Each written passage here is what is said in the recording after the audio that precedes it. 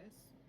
Episode number 2 of Love During Lockup. So let's get into it and see what's going on.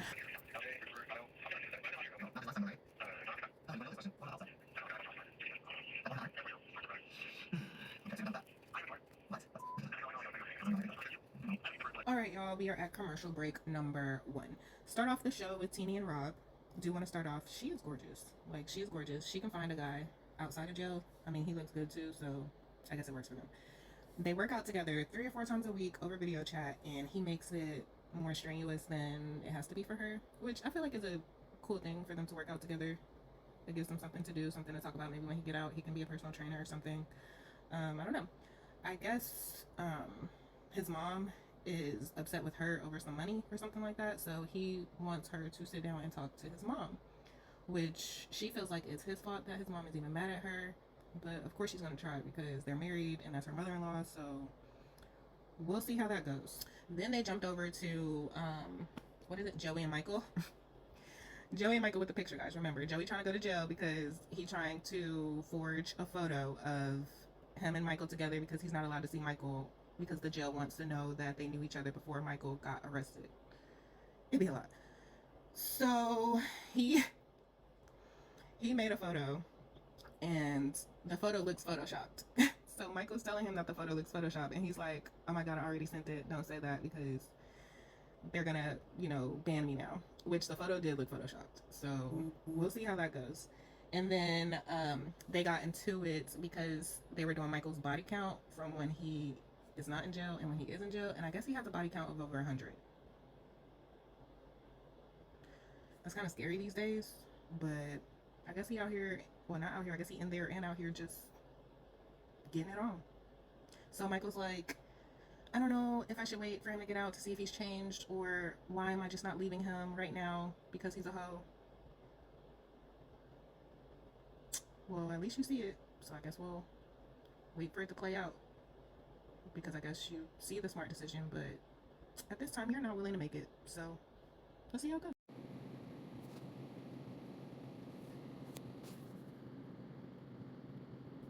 Alright, y'all, we have the commercial break, and not them giving us a new couple on episode number 2, but I'm here for it. So we got Shanta and True. It's a lot of red flags here. There are a lot of red flags here. Please be with me. So I guess okay, let's start. Let's go back. He has been in jail for 12 and a half years, which I'm like, okay, so cool. She then bought a house in Missouri for him to parole out to, and she already owned a house in Kansas, so she's paying 2 mortgages at this time, waiting on him to get out of jail. Crazy. Her nieces, she cooking for her nieces to come to her new house, so they're kind of worried about her, and they're like, are you making the right decisions? Like, oh, does he really like you? Then they come to say he don't like black girls. This dude is black, like dark, and you don't like black women, but you're dating a black woman while you're in jail, and she done spent over $30,000 just on him. Are y'all seeing all these red flags here? Because it don't look like she's seeing them. And I really hope that he is not using her, but he sound crazy already, because he sound like he filled with a lot of self-hate. Because how do you not like your own kind? What happened? Are you not getting therapy? Do they got therapy in jail? I don't know. We need to look into that for these inmates, for real, because a lot of them be going through stuff. But I honestly don't want to say that I don't see this working out and her heart getting broken, but, and then he brought up, he feel like this is a relationship, like a relationship on POF, like an online dating relationship. So I'm like, how you even know about POF? Because you've been in jail for 12 years. Did they have POF? I don't even know. But that's a sign to tell. When he get out, he gonna be on these apps.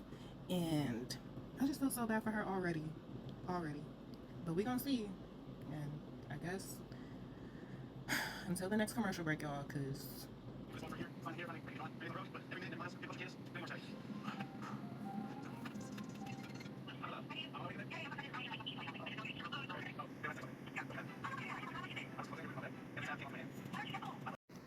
alright, y'all, we are back at the commercial break, and how they picked up the episode was with Andrew and Candace, and Andrew has a spinning problem.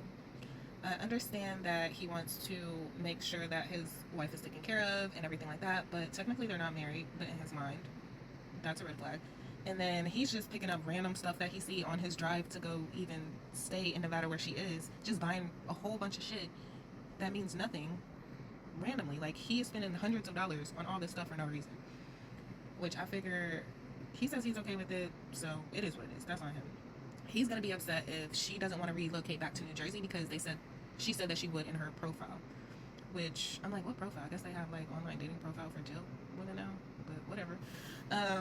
So she's worried because she used to be married before and she has a son from that relationship, which the dad has custody, and she wants to now go through the court to get like a joint custody paper before she leaves the state, which I feel like is super understandable. You know what I mean? So I'm kind of with her on that. Your kids before anything, like your kids were there before him, like your kid over anything.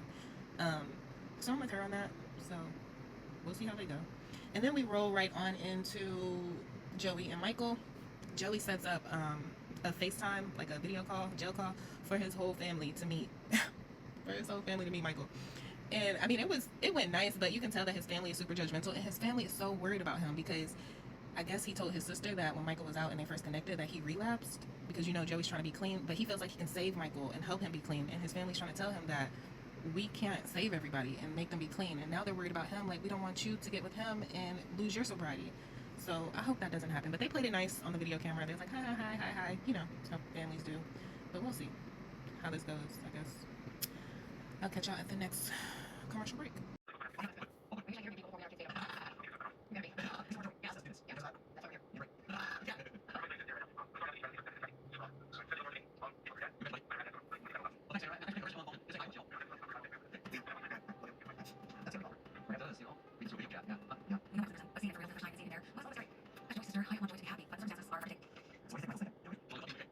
Alright, y'all.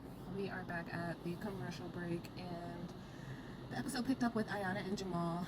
And as y'all know, I have a soft spot, or if y'all don't know, now y'all know, I have a soft spot for Ayana. Like, I really, really, really do. Like, she is making some fucked up decisions and choices with fucking with her best friend's boyfriend, well, ex-boyfriend, which I feel like they was probably fucking around when they were still together, but anyways. And fighting her and her friend did slash her tire, she said. But anyway, she got kids, you know what I mean? And this is why she needs to make better decisions, but she is only in her 20s. And she is going through a lot, and she feels like she has no one, like a lot of African-American women out here. It's hard, like everything is your responsibility, and now you gotta go to jail and make sure everything is taken care of. Like, what the hell? So, the episode picked up, they showed her baby girl running around, she was so cute. And she was talking to Jamal on the phone. She's supposed to go video visit him in a couple of days. No, actually see him in person in a couple of days. But her lawyer suggested she go to like anger management therapy. So she was dropping her daughter off, got to therapy, which I really commend her on going to therapy. I feel like more women, more people, everybody, every shade people need to go to therapy, figure out their feelings, talk about it, you know, because she has a lot going on. So as she was in therapy, you can tell she was unpacking like why she doesn't feel like she has anger issues, but she has attitude, which is the same thing, sweetheart. But yeah, I just felt bad for her. Then her lawyer called. Her lawyer always calling with some bad news. Called and told her that the judge wants to move the court date for her to go to jail up to the day that she's supposed to go see Jamal. So while she's in therapy, she's sitting there just like trying not to cry. And the therapist is telling her like, you know, making her realize like, do you hold your tears back a lot? Because if you guys don't know, anger is a secondary emotion. So when you're feeling angry, it's because you're sad about something or stressed about something. So you need to unpack that first. Let those tears flow, and then maybe you won't be as angry. But then Ayana also made an awesome point that people in this world, they often take your tears. My camera cut me off. But anyway, people in this world, they take emotions as weakness.